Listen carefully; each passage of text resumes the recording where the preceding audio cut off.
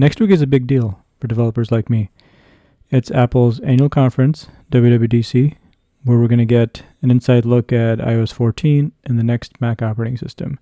It's going to be a week-long event of multiple sessions and discussions, and it's going to be awesome. Now, if you remember last year with iOS 13, we got an updated Photos app with editing controls for photos and videos. And these were great updates. It was nice to have the ability to edit with apps that are built into the devices. But the camera app didn't get much love, and it's honestly falling behind the competition. So let's talk through 4 ways that Apple can catch up. So the first one is by giving us more control. One thing that we've been asking for many years is the ability to take raw photos. And this is something that Google gave us with the Pixel 3 as well as the Pixel 4. And they made it really nice and easy where you can even go into settings and select, RAW plus JPEG, which you would find on many dedicated cameras. Now what's strange with Apple is that they haven't given it to us in the app, but they make it available for third-party apps. So there's a bunch of apps on the App Store that have raw photos, and this article on the developer site even shows you how to get photos in the raw format. So why can't they just build this stuff into the main app? It'd be really helpful. So number 2 is not leaving old phones behind. And what I mean by this is in iOS 13, the iPhone 11 got an updated camera app, totally redesigned. And I made a video about this that you can watch if you're interested. And with iOS 13.2, they actually updated it even further and gave us something we've been asking for, which was to change the frame rate of video within the camera app. So you'd have to go into settings to do this, but they gave us the ability in the camera app to pick 4K 24 frames, 4K 30, etc. And this was great, but for some reason it didn't come to any of the older phones, like the iPhone XS from year prior. And as a developer, I can tell you it's not hard to add a button like this. So why'd they keep this just for the 11 and 11 Pro?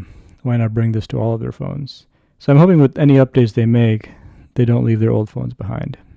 Number 3 is bringing augmented reality into the camera. Now Apple loves AR, and they talk about it all the time, but this is the main app they've made, this Measure app. The cool apps like this are made by third-party developers. And so why is Apple afraid of making a cool AR app, right? And I think camera is the perfect place to start. It's something that Google has done. Google has built, real apps, like they built AR into Google Maps, they've built AR into the Google Lens, and they started it off with, just having simple stickers and 3D objects and things in the camera. And so Apple could do a similar thing, maybe even do it even better. And so number 4 is the competition is moving ahead. And what I mean by this is if we go look at the iPhone 5S, the camera app doesn't look that different from what it is now. I mean, the iPhone 11 is different, but the XS looked very similar to this. And other companies are really changing their camera apps, right? If you look at something like the Adobe Photoshop camera, which I made a video about, this is a lot more engaging and a lot more exciting, and actually looks like something built for the new generation of photographers. And Apple started the smartphone photography game. But look at the competition now. I mean, here we have the Sony Xperia 1 Mark II, which I made a video about.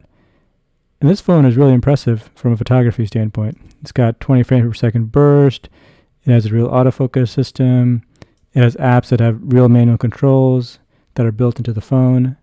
I mean, how is Apple going to compete with this? They have to find a way. And this phone is getting a lot of attention. iPhone and Android users are really excited about this.